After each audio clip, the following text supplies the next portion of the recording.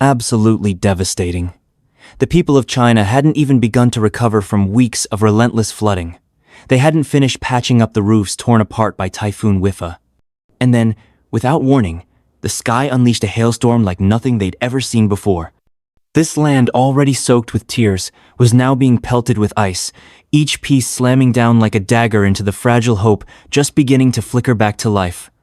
On the afternoon of the 22nd of July, 2025, massive hailstones suddenly began pounding the counties of Linzhou, Anyang, and Kaifeng in Henan Province. The hailstones, round, hard, and icy cold, were the size of chicken eggs, falling from the sky at terrifying speed. Sheet metal roofs on low-rise homes were dented and torn like someone had attacked them with a hammer. Tiled rooftops were smashed in chunks, the pieces clattering down into courtyards. Car windows shattered, and even reinforced glass couldn't hold up against the brutal force of the storm. Out in the fields, entire crops were obliterated.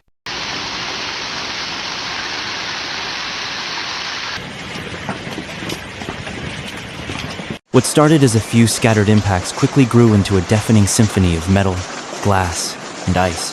Vehicles swerved and pulled over in panic as windshields cracked and broke apart. Pedestrians ran for cover, rushing into nearby homes and shops. Some knocked on strangers' doors, desperately asking for shelter under awnings or entryways. Store owners and small vendors along the streets flung their doors open, ushering in panicked crowds without a second thought. Motorcyclists had no time to react. Many simply abandoned their bikes on the roadside and dashed into the nearest building. The roads became slick and dangerous, with strong winds howling through narrow alleys. The sound of hail crashing into helmets was sharp and terrifying. Some people threw jackets over their heads and ran, dodging falling ice like they were running through gunfire.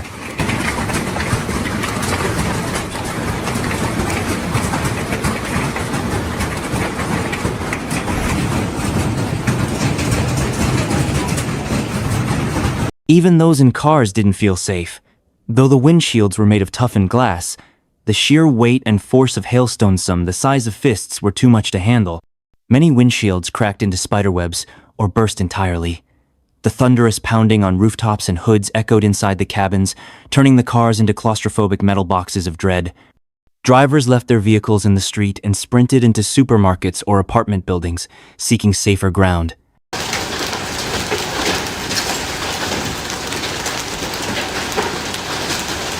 Across the city, vehicles were abandoned haphazardly.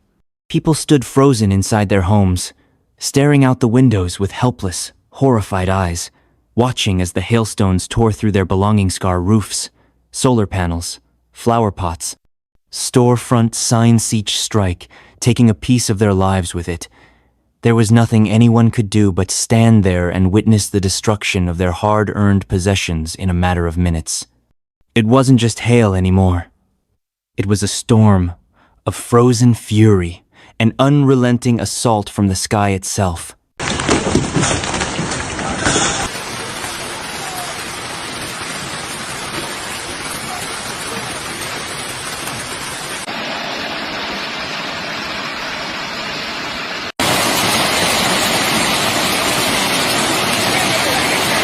Inside homes and apartment blocks, people pressed their faces against the windows, stunned and terrified.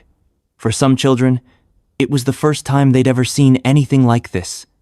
For the elderly, it was a haunting reminder of past storms, of how even a modern city can be rendered powerless when nature unleashes its full wrath. In less than 20 minutes, over 4,000 roofs were punctured, and thousands of vehicles were dented and shattered.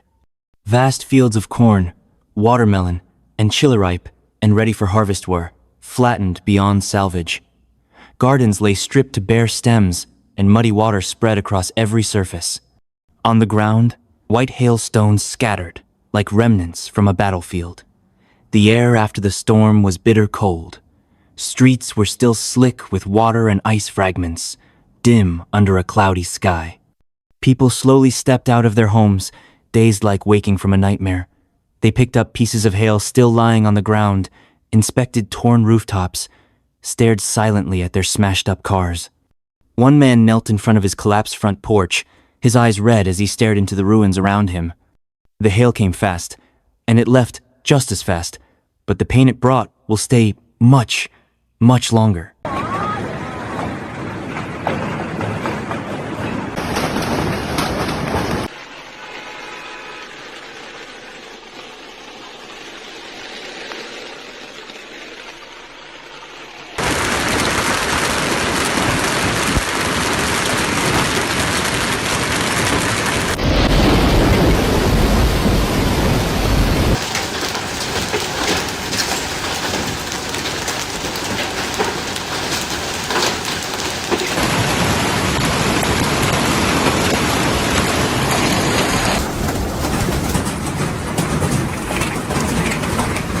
By that evening, local authorities confirmed at least 17 people injured, including 3 in critical condition due to head trauma. Nearly 900 residents were forced to evacuate, taking shelter in schools and cultural centers hastily converted into emergency shelters. Rescue teams were deployed to install temporary roofs and distribute blankets, drinking water, and instant food. The scene was chaotic. Hailstones scattered across the ground, broken glass everywhere, mangled gardens, and fear clearly etched on everyone's faces. But the most heartbreaking impact was on the farmers. Out in the ruined watermelon fields, Mr. Wang Heliang, a kind, quiet man, sat in silence beside the burst fruit. In a voice heavy with despair, he said, "I invested over 120,000 yuan into this crop.